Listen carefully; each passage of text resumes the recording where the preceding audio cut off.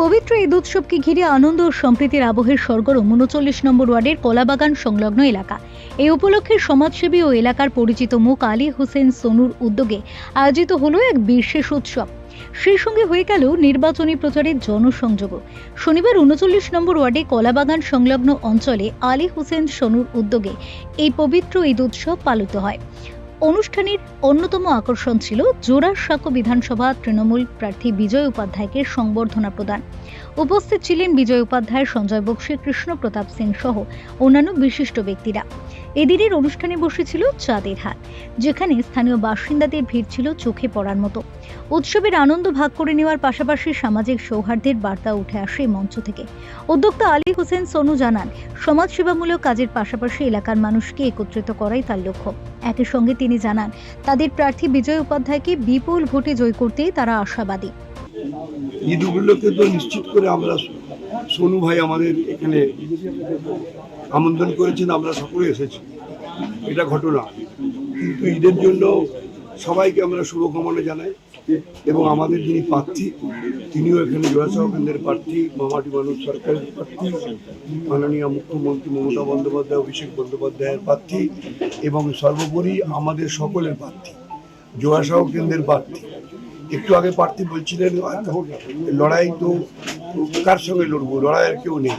বাস্তবভাবে শুধু এই প্রার্থী আমাদের আছে নিশ্চিত করে, কিন্তু 294-এর মধ্যে আমরা ডাইরেক্টলি প্রার্থী দিয়েছি 291 সিটে। সেই 291 সিটে মমতা বন্দ্যোপাধ্যায় প্রার্থী। মমতা বন্দ্যোপাধ্যায় আমাদের সংবিধান আইন মতো সব জায়গায় আমরা তাই জন্য বিভিন্ন জায়গায় বিভিন্ন আমাদের কেউ কর্মী, কেউ নেতা তাদেরকে প্রার্থী করেছে। এটা নিশ্চিত করে আপনারা জেনে রাখুন, সমস্ত জায়গায় মমতা বন্দ্যোপাধ্যায় প্রার্থী এবং তার সেই প্রার্থীর বাহক ধারক হিসাবে বিজয় উপাধ্যায় জোড়াসাঁকো কেন্দ্রের প্রার্থী। আর আমরা নিশ্চিত, জেতা তো নিশ্চিতই, জেতার বলতে লড়াইটা এমন জায়গায় যে লড়াইটা করার জন্য আমাদের সামনে কেউ আছে বলে আমি মনে করি না।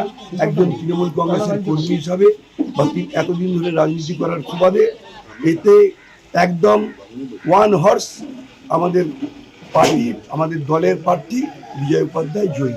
দলটা আমাদের খুশি আছে, দল একটা মানে গ্রাসরুটে কর্মীকে দিয়েছে, পুরনো কর্মী, তার জন্য দলের লোক খুশি আছে কি ঠিক আছে আমাদের দল করেছে দীর্ঘদিন থেকে আমাদের সাথী, আজকে উনি একটা জায়গা পেয়েছে, আমরা খুশি। এরকম ক্যান্ডিডেটকে দিলে আমাদের কোনো আপত্তি নেই। আমরা চাই কি এরকম লোক আসুক যে দল যান প্রাণ দিয়ে বিগিনিং একদম আরম্ভ থেকে যখন দল হয়েছে সময় থেকে বিজয় দাস নিজের দলটা ছেড়ে সমাজবাদী পার্টি চিফ ছিল, সেই সময় থেকে মমতা বাহিনী ধারণা থেকে আরম্ভ করে আমরা সব কিছু দেখেছি। আমরা খুব খুশি বিজয় উপাধ্যায় যখন আমাদের ভাই আজকে প্রার্থী হয়েছে। আমরা আশাবাদী যে জনগণ ভালো ভোট দিয়ে মানে কামিয়াব করবে। এটা দিদির আশীর্বাদ। আমি জানতাম না কি আমাকে টিকিট আমি পাবো।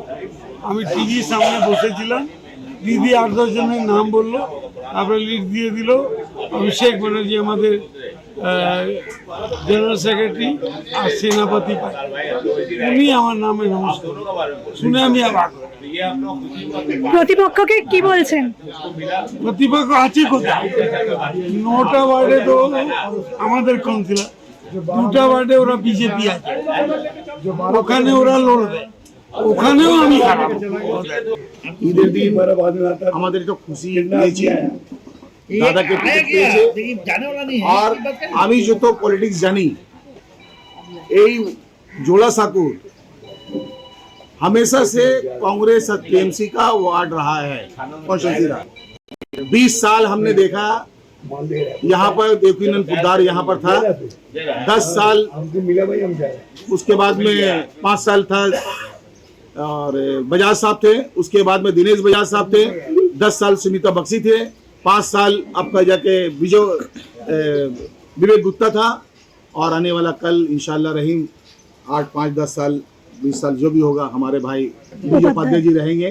मैं भगवान और ईश्वर से दुआ करता हूं और यहाँ के लोगों को कि ये भूल न करे, बंगाल के अंदर में सकून शांति से रहना है तो ममता बनर्जी के हाथ को मजबूत करना होगा। ममता बनर्जी के हाथ को मजबूत कीजिएगा तो विजय गुप्ता भी मजबूत रहेगा, संजय बख्शी भी मजबूत रहेगा, केपी सिंह भी मजबूत रहेगा, स्वपन बर्मन भी रहेगा, यहाँ सब मजबूत रहेगा। अगर ममता बनर्जी के हाथ मजबूत नहीं होगा तो ये जो हुकूमत है, ये जो हिंदू मुसलमान को अलग करने की कोशिश कर रहा है, तो मैं आपको बता दे रहा हूँ बंगाल का लोगों का फ्यूचर बहुत खराब होगा। अपने बच्चों का फ्यूचर देख के बंगाल में तमाम लोग हिंदू मुसलमान मिलके ममता बनर्जी को वोट देके और বিজয় উপাধ্যায় को कामयाब बना देंगे। সোনুর এই উদ্যোগকে সাধুবাদ জানান উপস্থিত সকলেই। তাদের মতে এই ধরনের আয়োজন সমাজের সম্প্রীতি ও ঐক্যের বন্ধনকে আরও দৃঢ় করে তোলে। Bureau report, channel 10।